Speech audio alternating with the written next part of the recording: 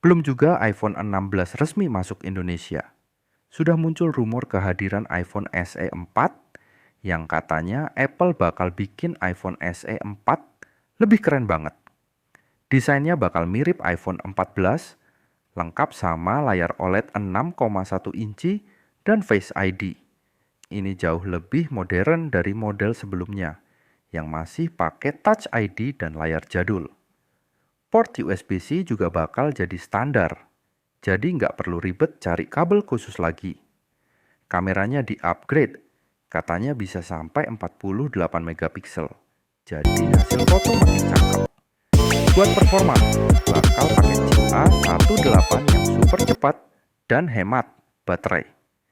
Yang keren lagi, iPhone SE 4 mungkin pakai modem 5G bikinan Apple sendiri. Harganya diprediksi mulai $499, cocok buat yang mau iPhone keren tapi nggak bikin kantong bolong. Rilisnya awal 2025, siap-siap nabung ya. Dan rumornya nggak cuma itu aja. Rumor terbaru tentang iPhone 17 bikin makin penasaran. Chipset yang bakal dipakai di iPhone 17 kabarnya pakai teknologi 3 nanometer yang lebih canggih. Hasil kerja sama dengan TSMC. Ini bakal bikin performa iPhone 17 lebih cepat dan efisien dalam penggunaan daya dibanding model sebelumnya.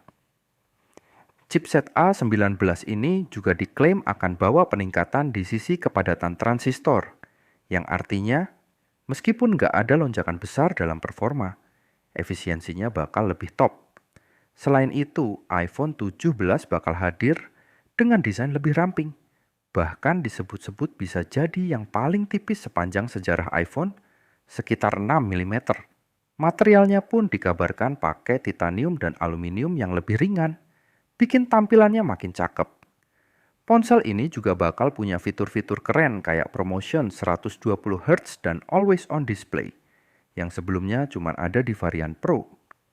Di balik peningkatan performa dan desain tipis, Apple juga bakal membawa beberapa fitur baru, seperti tampilan lebih halus dengan refresh rate yang lebih cepat. Dengan semua pembaruan ini, iPhone 17 dijamin bakal jadi pilihan menarik, meskipun beberapa fitur masih perlu konfirmasi lebih lanjut. Di sisi lain, kemenangan Donald Trump di pemilu 2024 bakal jadi angin segar buat Elon Musk dan ambisi besar Tesla dalam soal mobil otonom.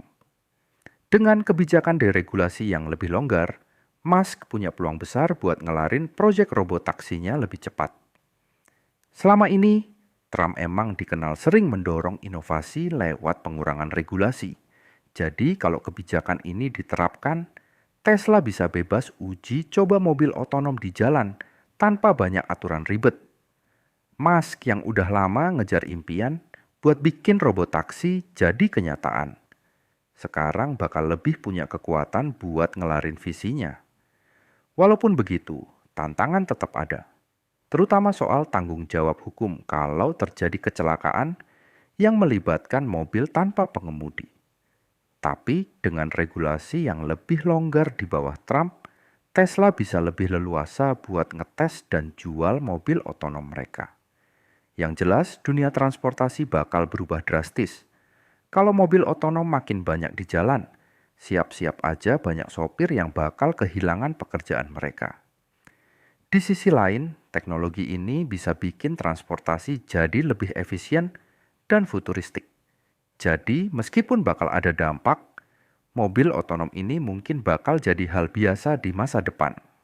CEO Nvidia, yang punya perusahaan teknologi raksasa itu, malah diajak makan di warung kaki lima pas lagi jalan-jalan ke Indonesia, bukannya di restoran mewah atau hotel bintang 5.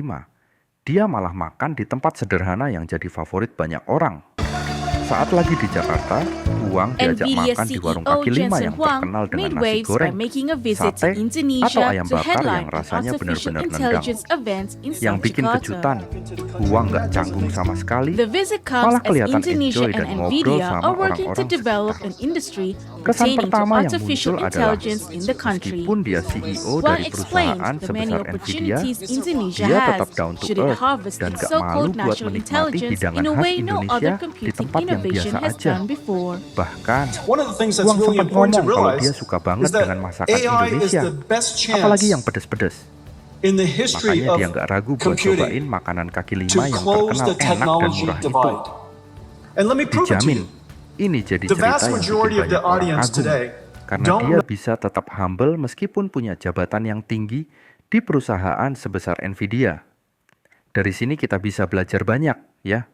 Kadang yang paling sederhana justru bisa memberikan pengalaman yang paling berkesan.